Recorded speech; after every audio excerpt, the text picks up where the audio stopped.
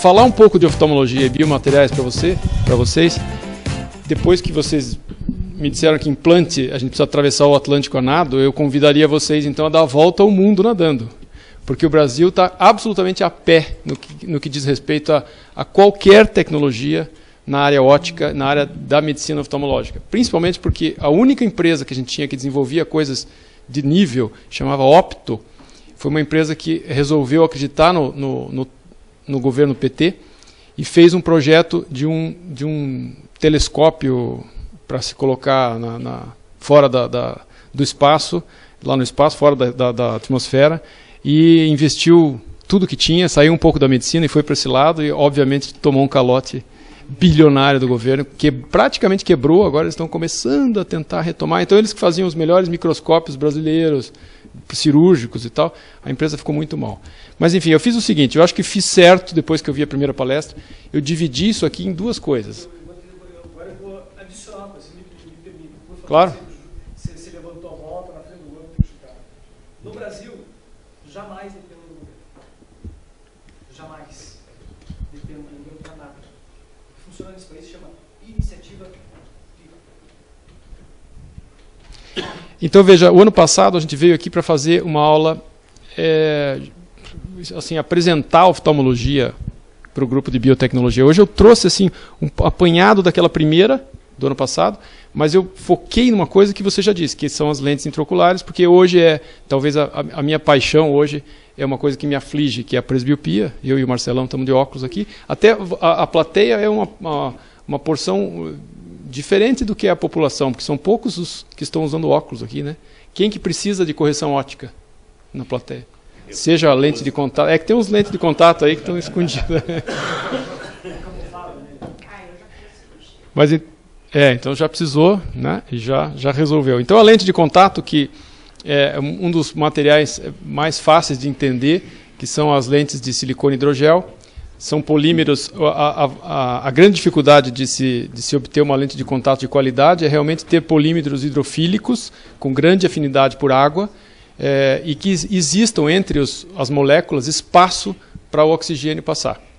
A córnea ela se nutre, ela respira 30% da respiração, da absorção de oxigênio vem da atmosfera. Qualquer anteparo que você coloque entre a córnea e a atmosfera, você está asfixiando a córnea. Então, qualquer tipo de lente de contato reduz um pouco a oxigenação corneana. Então, o desafio para esse tipo de material é permitir a passagem do oxigênio. E por isso que é muito importante tirar as lentes de contato à noite, quando vai dormir, porque aí você tem mais a pálpebra por cima. Então, aí você realmente diminui bastante a oxigenação corneana. Então, essa primeira parte eu vou passar bem rápido, porque a outra que é a mais interessante. A lente fásica é uma lente para corrigir miopias e hipermetropias de alta ordem, então estamos falando de miopia acima de 8, 9 dioptrias. E vocês veem aqui uma lente fásica significa uma lente intraocular, que o paciente permanece fáscico, ele permanece com o seu próprio cristalino. Então a gente não removeu nada, só implantou uma lente. Então esta lente aqui é a Artisan, foi a primeira que apareceu desse tipo, nós estamos falando de 1950, o desenvolvimento desse tipo de lente. Hoje ela se chama Artiflex e ela vem com a ótica, a parte grande dela aqui é de silicone, o que permite a introdução por uma incisão um pouco menor, ela entra dobradinha. Tá? E elas corrigem miopia até 23 graus e hipermetropia até 12 graus. Então essa é uma alternativa para uma cirurgia que não se pode fazer porque o grau é muito alto. Existem também lentes fásicas de câmara posterior. Então esta aqui, ela está presa na íris, na câmara anterior do olho, antes da íris. E esta aqui está atrás da íris. Lá é o cristalino. E esse fiozinho que vocês veem aqui, essa imagenzinha aqui, é a lente de ICL, que é Intracameral Lenses, é uma lente intracameral, feita de Collamer, que é um outro material diferente do PMMA, diferente do silicone. E o nome é proveniente dessa combinação de colágeno e polímero, mas ninguém sabe exatamente qual é a composição disso, é um segredo da própria indústria. O nome dessa empresa é uma empresa suíça chamada Star, e não sei se alguém já conseguiu descobrir exatamente do que é feita a lente deles. Viscoelásticos são substâncias viscosas que a gente usa para preencher o olho. Então aqui está a córnea. Para proteção da córnea e dos tecidos, na hora que você abre o olho para uma cirurgia, você perde o humor aquoso, que é o líquido que preenche o olho. Esse líquido é produzido constantemente, como a saliva. Então aquela ideia que se tinha antigamente de que fulano vazou o olho e ficou cego. Não, você perde o líquido, ele continua sendo produzido. Desde que o pertuito seja fechado, o olho volta ao normal, ele vai encher de novo. Só que durante a cirurgia, você tratar um olho que não tem consistência, que está totalmente mole, não é muito bom, porque você acaba estragando e danificando os outros tecidos. Então a gente preenche a cavidade anterior do olho com uma substância viscoelástica, que é feita de diversos materiais. Então, por exemplo, esta aqui é o hialuronato de sódio combinado com... O que diz ali? Condroitin sulfato, que é o Duovisc, é uma das mais usadas. Temos também combinação de viscoelástico com anestesia. Então você tem substâncias anestésicas dentro dessa substância viscoelástica para que, ao mesmo tempo que ela preenche o olho, ela anestesia os tecidos em volta. Tem combinação de diversas concentrações de hialuronato de sódio. De certa forma, isso faz com que o viscoelástico fique mais coesivo ou mais dispersivo. Então a gente acaba tendo dois tipos de substância que a gente usa para momentos diferentes da cirurgia. Então, se eu quero ganhar espaço, eu uso um coesivo, que ao mesmo tempo ele entra, preenche aquele espaço, mas na hora que eu tenho que tirar, ele sai inteiro. Ou se eu quero proteção tecidual, eu uso um dispersivo. Então, essa concentração faz com que ele seja um pouquinho mais líquido, e ele preenche e gruda em todos os tecidos, fazendo uma proteção. Ele é mais difícil de retirar também. Vamos para a parte de trás do olho. Então, as vitrectomias, que são a remoção do humor vítreo, ou do corpo vítreo, que é um gel que está atrás do cristalino. Em alguns casos, a gente tem que tirar esse gel lá de trás, por exemplo, hemorragias dentro do vítreo, doenças de retina, descolamento de retina, a gente precisa remover todo o vítreo. Se eu removo alguma coisa, eu tenho que substituir por algo. No momento da cirurgia, você pode usar diversas coisas para substituir o vítreo. Uma delas são os gases. O próprio ar, sem nenhum tipo de elemento diferente, e os gases, como o C3F8, tem vários tipos de gás, de combinação de gás, que servem inclusive para que no pós-operatório essa bolha gasosa se expanda. Então, se eu quero que a retina que descolou cole novamente na parede do olho, nós estamos falando de uma membrana que está dentro do olho, e eu não posso chegar lá com um instrumento e empurrar ela contra a parede, eu preencho o olho com uma bolha de gás, e esse gás vai expandir nos próximos dias e empurrar a retina contra a esclera. E dessa forma dá tempo para que ela cicatrize e não descole mais. E com o tempo esse gás vai sendo reabsorvido e substituído daí pelo humor aquoso, que é aquele líquido produzido na câmara anterior do olho. Então com o tempo ele vai sumir dali. É um ar tratado?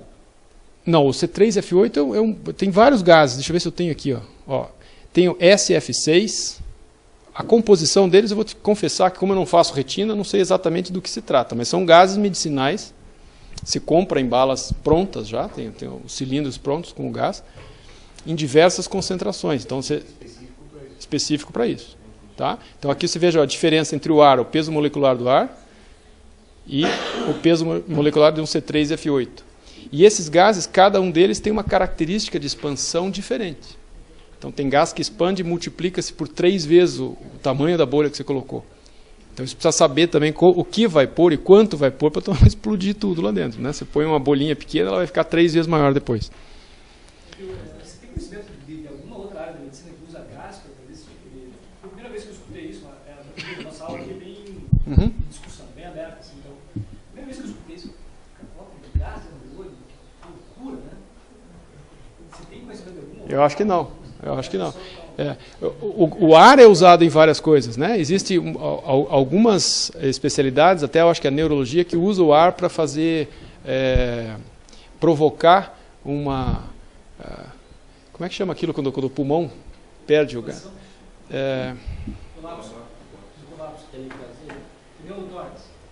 Quase um pneumotórax. Você injeta ar para poder, num raio-x, numa radiografia ou num outro exame com tomografia, poder te dar mais contraste nessa interface. Então, para diagnóstico, sim, né? E acabei de lembrar de uma coisa, bom, além o gás, o ar é um gás. Então, a própria endoscopia usa para distender as alças. E deixamos lá. E eu acho que não tem ninguém que faça isso, não, além disso. E ozônio para modulação de dor. Que ele bloqueia receptor nitérgico, purinérgico. Você enriquece o ozônio com o próprio sangue. Ele fica uma cor diferente. Você injeta, tipo, pontos fibromialgicos, fascite articular. Ozônio. Ozônio bastante. Tem um ecodoppler, craniano com infusão de microbolhas para você detectar algum shunt cardíaco. Esse daí não tira, né? Fica lá, mas é gás, é ar, né? Não é um gás medicinal. E quando você faz o gás, tem que lembrar o seguinte: se eu estou pondo gás sobe, certo? Então a gente vai ter que, por exemplo, numa cirurgia de retina, o paciente vai ter que ficar numa determinada posição. Então, se o descolamento dele é posterior, ele vai ter que ficar com a cabeça assim durante alguns dias para o gás continuar empurrando a retina dele para cima. Então o gás é usado basicamente para doenças de retina no meridiano superior, porque é muito mais fácil um paciente ficar sentado ou de pé com o gás para cima do que ele ficar de ponta cabeça. Então, se ele tem um descolamento embaixo, aí você tem outras coisas para usar. O óleo de silicone também sobe. Então, o óleo de silicone a gente deixa dentro do olho para tomar espaço e empurrar a retina, e esse tem que ser removido depois. Ele pode ficar até 1 ano dentro do olho. Dependendo da qualidade do silicone, ele vai sofrendo um processo de fragmentação e essas bolhas vão ficando cada vez menores. Ele começa a passar para a câmara anterior. Então, aqui é um exemplo de óleo de silicone que está na câmara anterior. Isso aqui é péssimo para a córnea. Mas como a gente tem uma área do olho chamada zônula e que tem uma certa permeabilidade, se o silicone fica muito pequenininho, a bolha, ele começa a passar para frente. Esse aqui o que é? Esse ainda é óleo de silicone. Então, óleo, lembrar sempre que o óleo fica acima da água. Então, se a gente tem líquido dentro do olho, o óleo sempre vai subir como gás. Tem o mesmo pensamento do gás. Já o perfluoroctano é uma substância que é muito mais pesada do que o ouro aquoso. Então, se eu tenho uma rasgadura inferior na retina, a gente põe perfluoroctano, que vai ficar lá embaixo. Ó. Então, toda essa região inferior aqui está preenchida pelo PFO, e aqui a solução salina balanceada fica em cima dele. Se eu quero empurrar a retina para baixo, é o PFO que a gente coloca, mas não pode deixar dentro do olho também. Bom, íris, já existe prótese de íris. Então não é para deixar o olho azul, não, né? Não é essa a característica do material. A ideia não foi para deixar o olho azul, mas eles desenvolveram um material inerte dentro do olho para casos de aniridia, seja traumática ou aniridia congênita. São crianças que nascem sem íris, às vezes. Então isso é uma situação dramática. A criança não sai de casa porque não consegue tolerar a luz do sol, porque não tem íris. E aí você consegue, implantando uma íris daquela, resolver a vida da pessoa.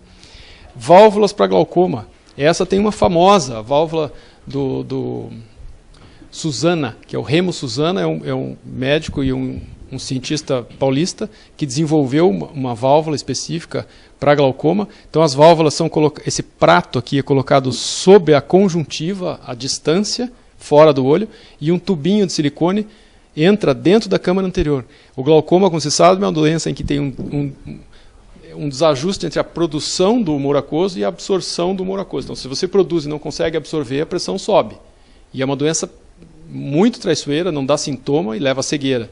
Então, as válvulas hoje é um instrumental essencial no controle do glaucoma. Antigamente se fazia as trabeculectomias, então você só fazia um shunt, fabricava um shunt. Mas medicina é complicado, porque quando você não quer fístula, ela aparece e é difícil de fechar. Quando você quer a fístula, ela nunca consegue ficar permeável por muito tempo. Hoje tem os microshunts. Isso aqui é uma novidade. Ó. Surgiu o ano passado, já é uma realidade, já tem diversas outras formas e modelos de fazer microshunt. Olha o tamanho que é isso.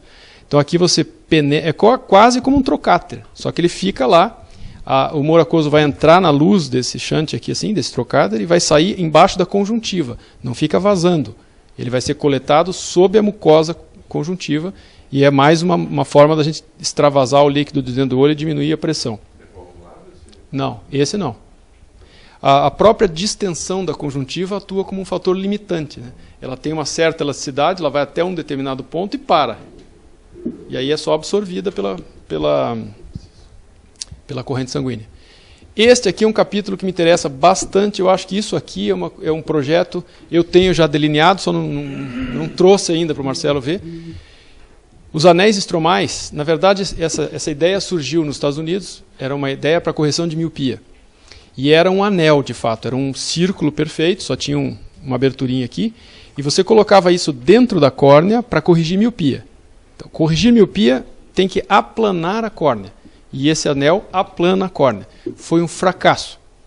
Então, o sujeito, na época em que o laser estava andando muito rápido no resto do mundo, e o FDA não tinha aprovado nos Estados Unidos, para corrigir altas miopias, alguém falou assim, e se a gente botasse alguma coisa lá dentro da córnea que aplanasse a córnea? Bom, desenvolveram o tal do Intacs. Foi um desastre. E aí eu lembro de uma outra frase que também se encaixa aqui nessas frases bacanas aqui, que é do meu professor, que dizia o seguinte, meu professor de São Paulo dizia assim, você precisa estudar muito, a vida inteira, para no final da tua vida descobrir aquilo que você já sabia no começo. Né? Então, eles desistiram do Intacs e o Paulo Ferrara falou, pera lá, e se eu usar esse troço para ceratocone? O cara já está ferrado mesmo, a córnea está toda torta. Então eu vou pegar um Intacs desse, vou cortar em 2 pedacinhos, e vou colocar dentro da córnea e vou ver o que acontece. E ele começou a desenvolver isso, e hoje é reconhecido mundialmente, é um brasileiro, que desenvolveu os anéis de Ferrara. Né? Hoje a gente não chama mais apenas de anel de Ferrara, chama anel intraestromal, porque todas as outras empresas foram atrás dele, fabricando designs diferentes. Aonde está aqui a oportunidade? É one size fits all. Não é bem isso, mas a gente tem assim 3 ou 4 espessuras diferentes, 3 ou 4 diâmetros diferentes e 3 ou 4 arcos, comprimento de arcos diferentes. E com essas 9 possibilidades a gente tenta abraçar o mundo. E cada ceratocone tem um formato e uma espessura e uma penetração diferente em cada doente, em cada paciente. A minha ideia é que a gente consiga fazer uma análise tridimensional da córnea do paciente e produzir, eventualmente com uma impressora 3D, um segmento para aquele paciente, personalizado para aquele paciente. Eu acho que aí sim a gente consegue uma correção visual bacana. Crosslinking é um tratamento de ceratocone também, onde a gente usa riboflavina e aplicação de ultravioleta para envelhecer a córnea. Você cria novas ligações cruzadas entre as placas de colágeno da córnea, enrijece a córnea e evita que o cone, a ectasia, o ceratocone, continue a progredir. Talvez vocês não saibam, o ceratocone é uma doença que cursa com o encurvamento e afinamento progressivos da córnea. Isso gera miopia e astigmatismo, que não para nunca mais. E aí esses indivíduos sem tratamento quase que sempre acabam num transplante de córnea. O crosslinking, quem inventou foi um pesquisador alemão chamado Tel Seider e revolucionou o tratamento do ceratocone, porque hoje a gente faz crosslinking no diagnóstico. Diagnosticou criança com alteração corneana, você faz o crosslinking, barra a evolução da doença. Então isso aqui mudou completamente a história do tratamento do ceratocone. Os corantes, a gente usa diversos corantes em cirurgias, por exemplo aqui é o azul de Trypan, corando uma membrana de DCM. Hoje a gente consegue fazer transplantes de córneas segmentais, apenas uma parte da córnea. A membrana de DCM tem 12 micra e a gente consegue tirar essa membrana do doador e implantar no receptor, só que ela é absolutamente transparente. Então vocês imaginem como é que é posicionar uma membrana transparente dentro do olho. Então tem que corar. Esses corantes ajudam bastante as cirurgias. Tem o azul de Trypan e o azul brilhante. Então aqui um pós-operatório da gente, nosso aqui de Curitiba, de um endotélio ainda corado, aderido à face interna da córnea e posicionado por uma bolha de ar, aqui um pontinho. Uma cirurgia que dura de meia hora a 40 minutos e recupera a visão do paciente em 24 a 48 horas. As ceratopróteses, quando nada dá certo, o olho está totalmente destruído, você consegue implantar esse trambolhão aqui dentro do olho.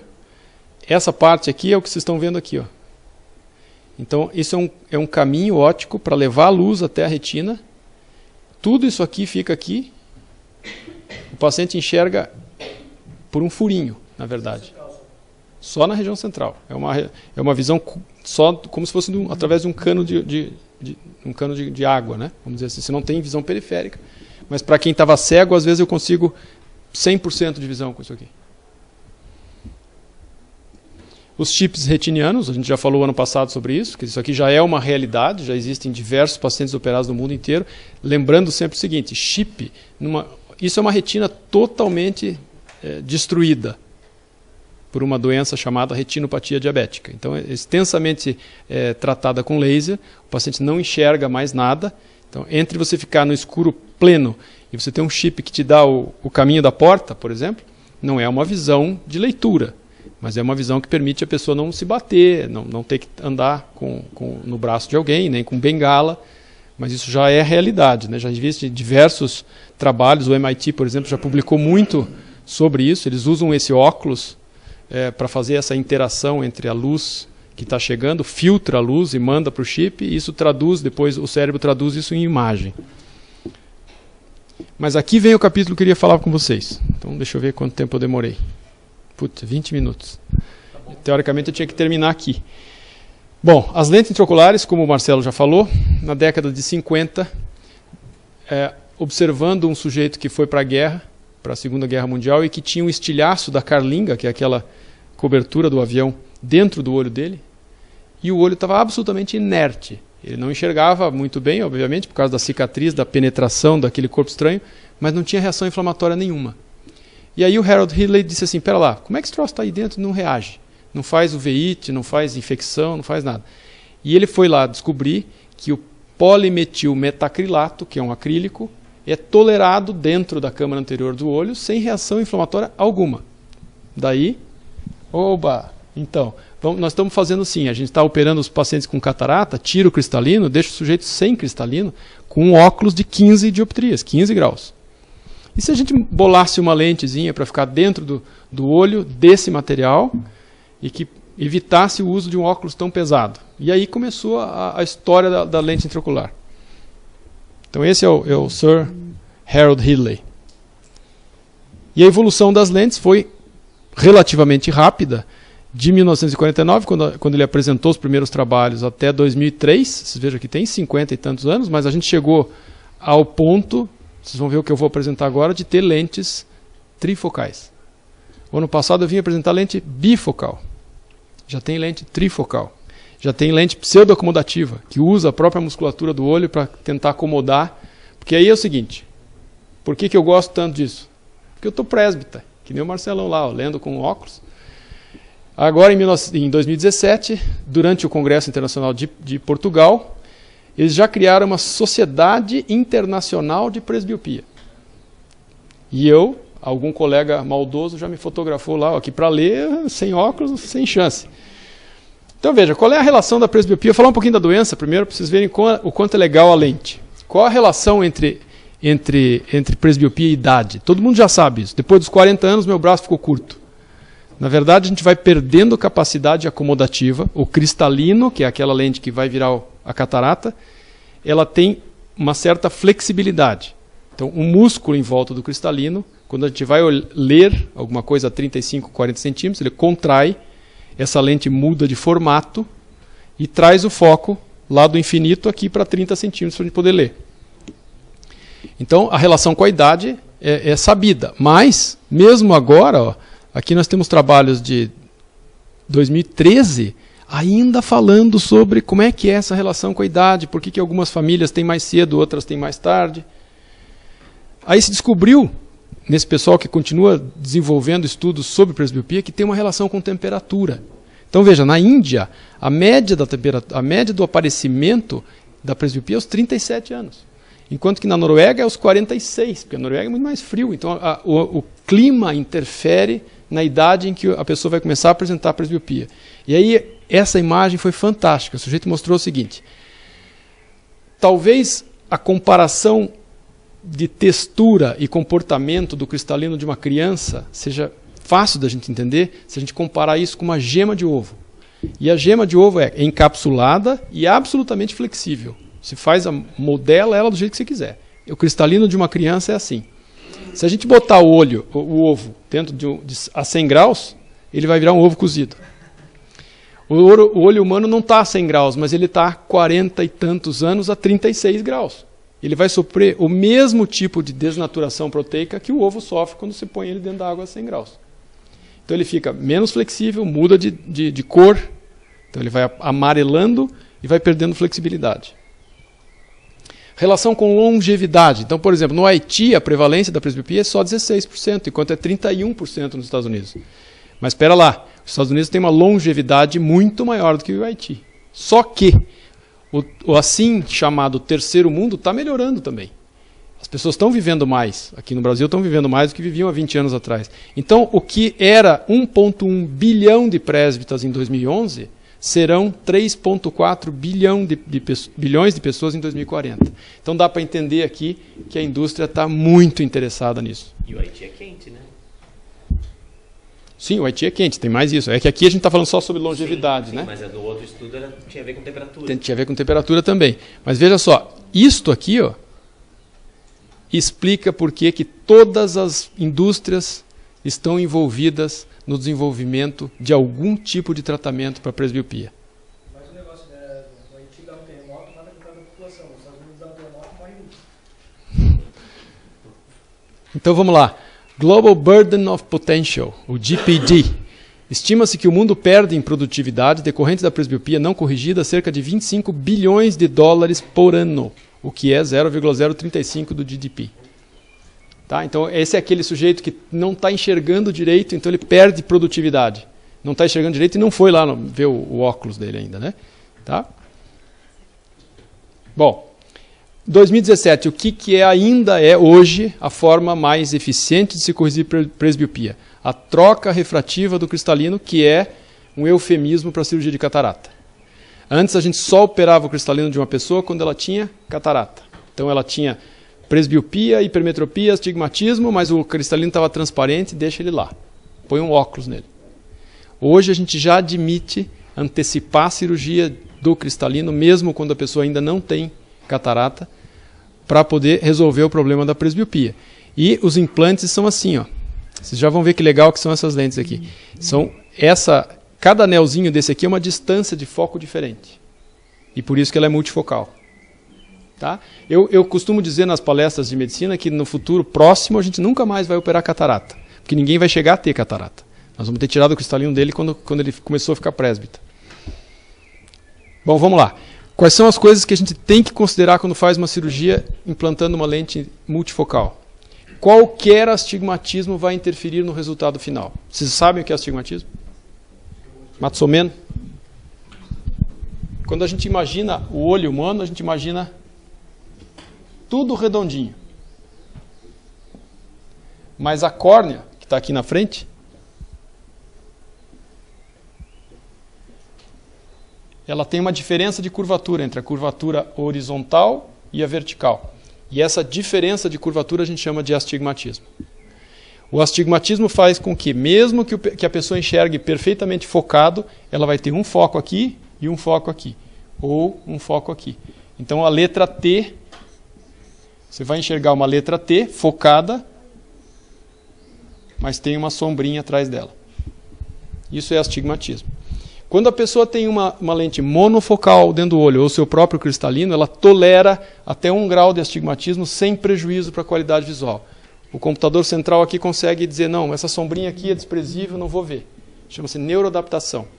Quando você põe uma lente, como aquela que eu mostrei para vocês, que divide a luz entre longe e perto, qualquer astigmatismo vai interferir no resultado final. Então eu só estou mostrando o quanto é importante a qualidade do material que a gente vai implantar. Aí começamos a implantar as lentes multifocais, descobrimos um outro conceito de aberração esférica. O olho humano não é esférico, ele é asférico. Se você tira uma lente asférica e substitui por uma lente esférica, você gera aberração óptica esférica, que é isso aqui, ó, essa confusão aqui. Cada local em que a luz passa pela lente e faz um foco numa distância diferente. Então o conceito de asfericidade, talvez nem todos conheçam, uma lente esférica, você pega uma esfera, tira um fragmento da esfera, você tem uma lente esférica. Só que o olho humano é assim, ó, ele é plano na periferia, curvo no centro, plano na periferia de novo. E para a gente substituir as lentes do olho, a gente tem que substituir por lentes asféricas. Então lá o Harold Ridley não sabia disso, ele mandava ver as lentes esféricas, porque entre ficar com 14 graus e ficar com 2, era melhor ficar com 2, com um pouquinho de aberração esférica. E agora veio a tal aberração cromática. Cada vez a gente tem que aprender mais coisa. Quando eu divido a luz entre longe e perto, eu também faço com que a luz que entra na lente seja dividida nas cores, no espectro de cores. E cada cor vai fazer um foco diferente. Então eu começo a ver pacientes que dizem assim, eu enxergo perfeitamente bem, mas está borrado. Dá vontade de mandar o cara para o psiquiatra. Mas é isso que acontece, porque tem uma luz, às vezes a luz azul, que é a luz que está mais acelerada no foco, ele tem mais fotorreceptor para aquela luz. Então, se a imagem tiver mais azul, a imagem está borrada. Para ele, ela está borrada. Para mim está boa e para ele está borrada. Todas essas características têm que ser levadas em conta na hora de confecção de uma lente intraocular. Então, vamos lá. Como é que faz uma lente multifocal? Aquela história de que a gente tem que descobrir aquilo que já sabia. Esse sujeito aqui, Agustin Fresnel, desenvolveu esses prismas, múltiplos prismas, na verdade, para concentrar a luz de um farol. Se você colocar um farol na costa de um país para iluminar, ele vai abrir tanto a distância que o navio lá longe não vê, vai ver um pontinho muito pequenininho de luz. E ele descobriu que se ele fizer vários prismas, a luz atinge o prisma e ela é desviada para o centro. Então ele concentra o feixe de luz de forma que, mesmo a quilômetros de distância, aquela luz vai chegar muito forte no navio. Bom, então pera lá, se eu posso fazer com que as luzes de várias distâncias converjam para o mesmo ponto, alguém pensou o contrário. Então, em vez de ir daqui para lá, por que eu não faço? A luz está chegando lá, entrando no olho, de várias distâncias e vai convergir para o mesmo ponto. E aí surgiram as lentes difrativas. Como é que é a confecção de uma lente difrativa? Você pega uma lente, tira um fragmento dela, põe outra lente junto, tira mais um fragmento, põe outra lente central. Muito bem, você tem uma lente multifocal. É o mesmo princípio de Fresnel. E você pode fazer a lente ser cada prisma com alturas diferentes. Então isso chama-se de apodização. Quanto mais a gente vai para a periferia, mais a visão fica privilegiada para longe. Ou ela pode ser simplesmente uma lente difrativa que divide 50-50. Sempre 50% da luz é de longe, sempre 50% da luz é para perto. Se isso ficar muito árido, vocês avisem, porque agora estamos entrando na ótica mesmo, né? Então aqui é a apodizada e aqui é a não apodizada. E aí você tem... a característica do prisma de Fresnel é o seguinte, quanto maior a base, menor a adição. Adição é o grau que eu estou pondo para perto. Tá? Então essa lente, o miolo dela sempre é para enxergar longe e os prismas são para enxergar perto.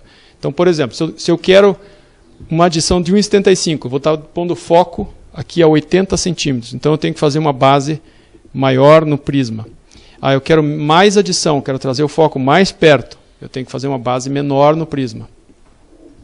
E a altura também interfere. Quanto maior a altura do prisma, mais visão de perto a gente tem. Quanto mais baixa, mais visão de longe. Mas então, quando ele está enxergando de perto, o olho ele consegue focar só pela luz e vem pela parte externa ali? É isso ou não? Eu já vou fazer mais um desenho para você aqui. Deixa eu só passar pela... Essa lente aqui eu vou pular, vai dar nó na cabeça de vocês. É a lente de foco estendido. Eu prefiro ficar só na multifocal. Essa lente nem deu tão certo assim. Mas o que é legal deste trabalho é que a Abbott conseguiu fazer um material que praticamente não tem aberração cromática. Então, você veja que existem tipos de acrílico, composições de acrílico ou formas de moldar a lente que propiciam uma lente de menor incidência de aberração cromática. Daí o que ela fez? Como ela não tinha muita tecnologia para prisma, ela desenvolveu o que elas chamam de desenho difrativo para expandir a profundidade de foco. Eles criaram um foco mais estendido com aberração esférica, que piora a qualidade da visão, mas eles não têm aberração cromática, o que compensa, uma coisa compensa a outra. Mas o desempenho dessa lente para perto não é tão bom quanto a lente multifocal prismática. Bom, vou responder a tua pergunta. Imagine que a luz chega no teu olho e passa através da área pupilar. Tá? Então ela vai passar por aqui. Ó. Certo? A luz que está passando aqui está passando reto, você não está absorvendo. Mas a luz que está passando no teu esfíncter pupilar, ela está entrando no teu olho. E aqui, no lugar do cristalino, nós vamos ter uma lente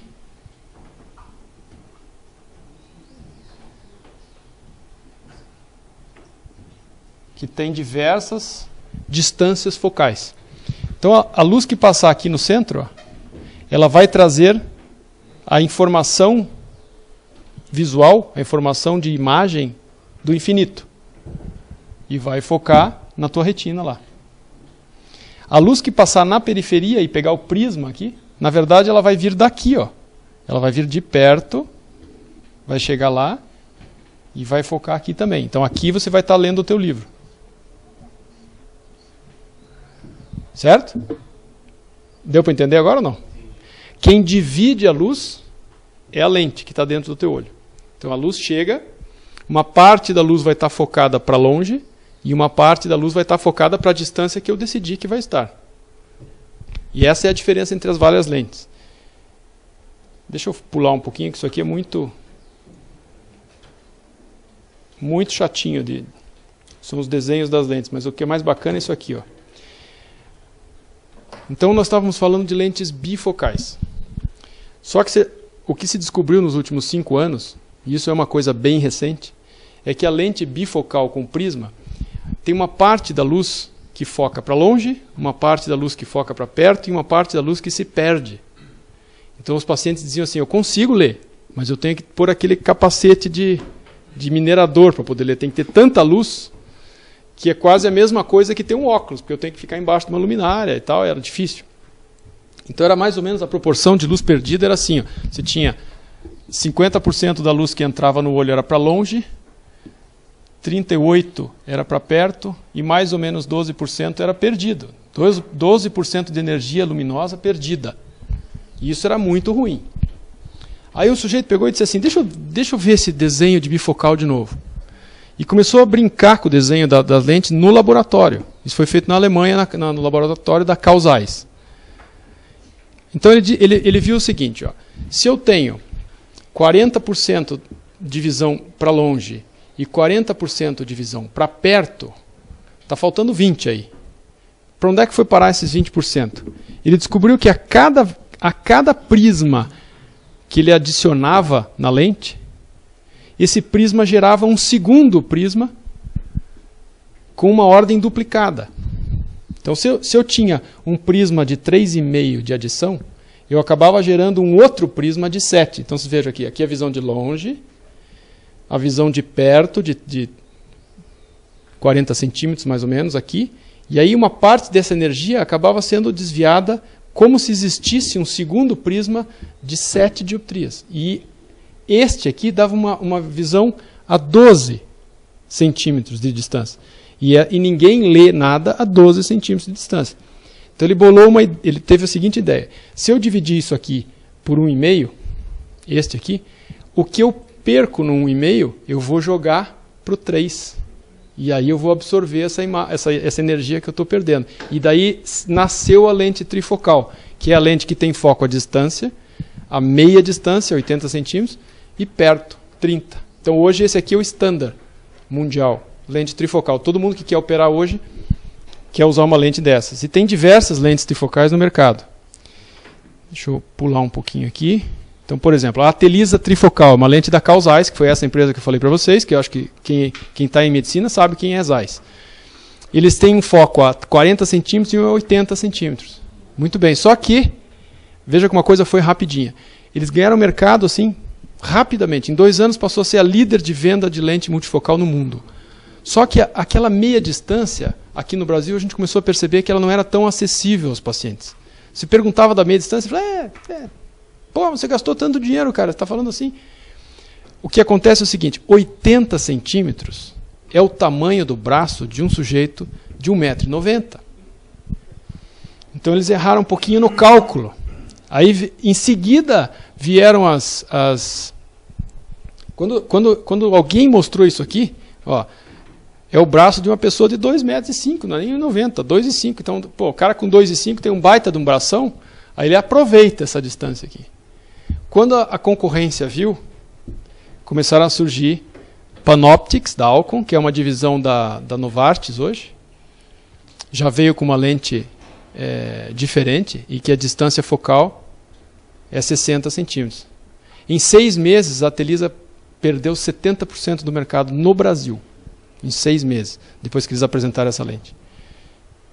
E agora veio a Physiol, que é uma lente diferente, porque ela tem aquele princípio da apodização, que é muito interessante, em que o tamanho dos prismas vai diminuindo na medida em que eles vão para a periferia da lente. Ou seja, quanto mais no escuro o indivíduo está, quando a pupila vai aumentando, a luz vai passando mais pela periferia da lente. E o que interessa no escuro? Enxergar longe. Ninguém quer ler no escuro. Então, quando a pupila fecha, você concentra a passagem de luz pela parte central, e aí você tem os prismas mais altos, e você prioriza a visão de perto. Na medida em que você vai para o escuro e a pupila vai aumentando de diâmetro, você vai diminuindo a percentagem de luz que vai para perto e aumentando o percentual de luz que vai para longe. Ou seja, é aquela história.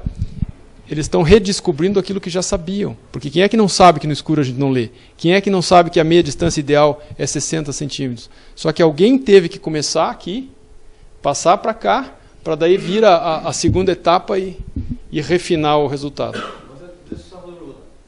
Esse tipo de cirurgia vai ser feita nos 2 olhos, correto? Sim. E o tipo de lente que se usa no olho não vai ter que ser uma para mais perto, uma para um pouco mais longe e a imagem adaptar no cérebro? Não é o fisiológico da gente? Porque assim, eu vou pôr 2 lentes iguais com a mesma característica em olhos diferentes. Eu já tenho um padrão de adaptação de um modelo de imagem no meu cérebro, certo? Então não teria que ser um padrão de lente. Não sei assim, ser um olho mais para perto e um mais para longe, e daí na hora de formar a imagem nos 2 olhos. Não, isso é um artifício que a gente usava antes de ter a lente multifocal. Você usava o olho dominante focado para longe e o olho não dominante focado para perto. E adaptava... Isso. Só que isso eu te digo que 50% das pessoas ficam confortáveis dessa forma e 50% não toleram. Porque o que a gente perde quando você faz isso? Estereopsia. A visão dos 2 olhos, elas têm que ser um pouco diferentes em angulação para você criar o 3D. Né? Se você tivesse um olho só, aquele cara que tem um olho só aqui, ele não sabe o que está na frente e o que está atrás. Ele enxerga bem, mas não tem noção de 3D. Tá? Então a monovisão é um artifício que a oftalmologia criou antes da era das bifocais. Ainda se usa. Mesmo a gente usa ainda, em alguns casos. Mas mais por questões econômicas, porque eu já vou chegar aqui no que custa um bichinho desse aqui. Então veja, a Physiol, que é essa lente, ó, ela tem essa característica. Ó, a visão de perto, conforme a pupila vai aumentando, a visão de perto vai diminuindo. E a visão de longe vai aumentando. Então é fantástica, a lente é fabulosa. Bom, falando de preço, nós estamos falando de uma lente que tem 6 milímetros de área ótica com 2 ou 4 alças, feitas de polimetil metacrilato. O pessoal da indústria deve saber quanto é que custa esse tipo de acrílico, mas não deve ser uma coisa cara. Uma lente da Physiol custa R$ 9.600. Uma lente. A tecnologia para chegar nesse formato. Né? Tá? Mas assim, imagine o tamanho da indústria, né, envolvida. Nós estamos falando de 3,7 bilhões de possíveis candidatos a uma cirurgia dessa até 2040 e uma lente que custa $3.000. Mas, Marcelo, você sabe que logo no primeiro dia de aula da Biometria, fala uma cifra que ela assusta um pouco. O material hoje é 10% do mercado mundial, o GDP mundial. Então é quase tão potente como a indústria do petróleo. Hoje, grande parte dos produtos de riqueza é consumida por uma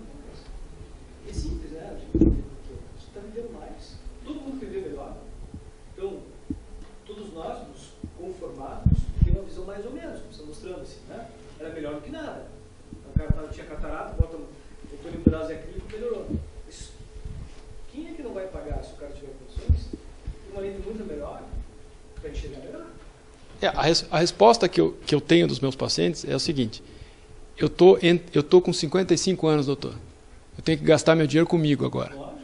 Então, nós estamos falando da faixa economicamente mais capaz também da população, né? Então, quase todos os países, quem tem 50, 55 anos, já chegou ao ponto de poder gastar consigo. Por isso que vale a pena investir em inovação e humanidades.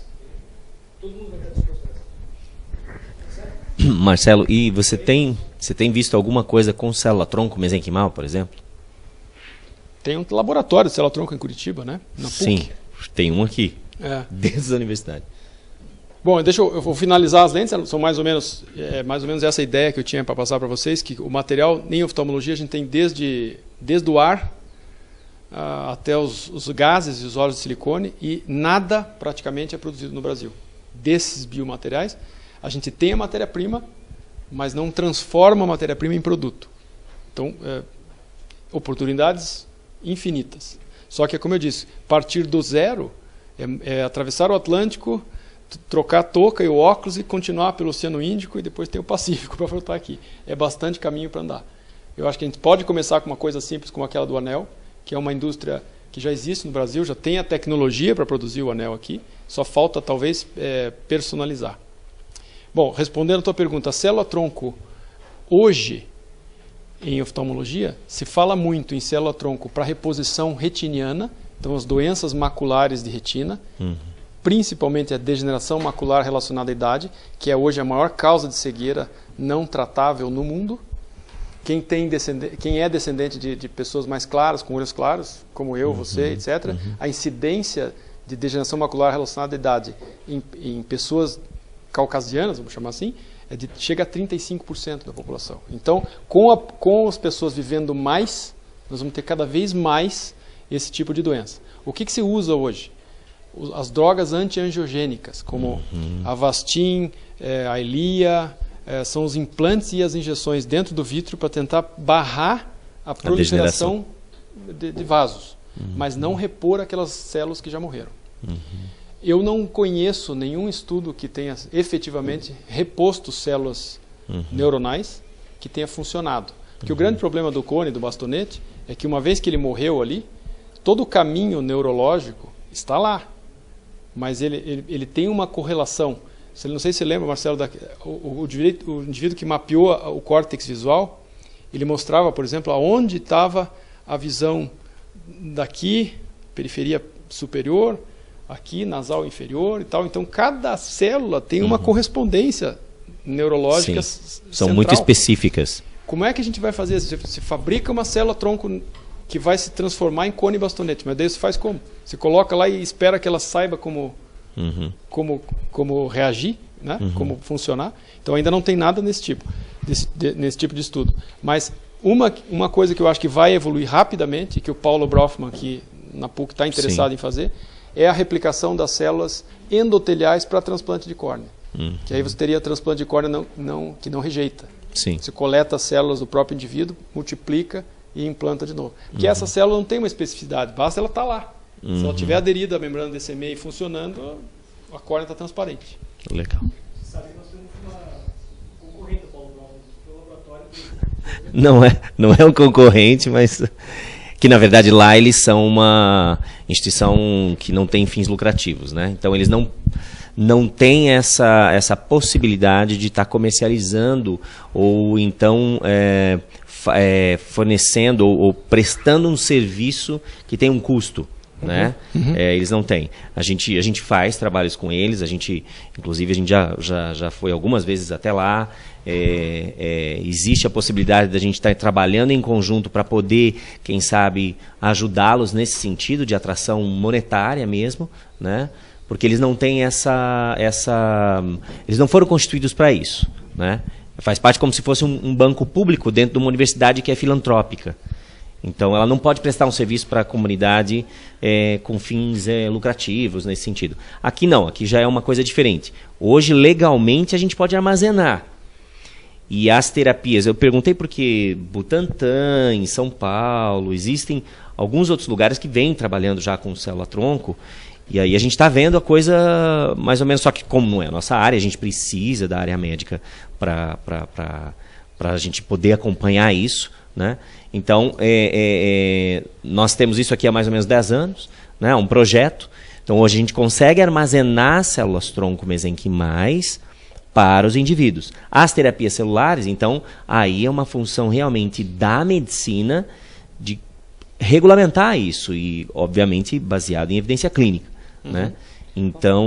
Nós criamos um grupo interno aqui de médicos para aproveitar essa oportunidade. Então, nós estamos tentando montar uma linha de pesquisa para aproveitar o know-how deles sem célula-tronco.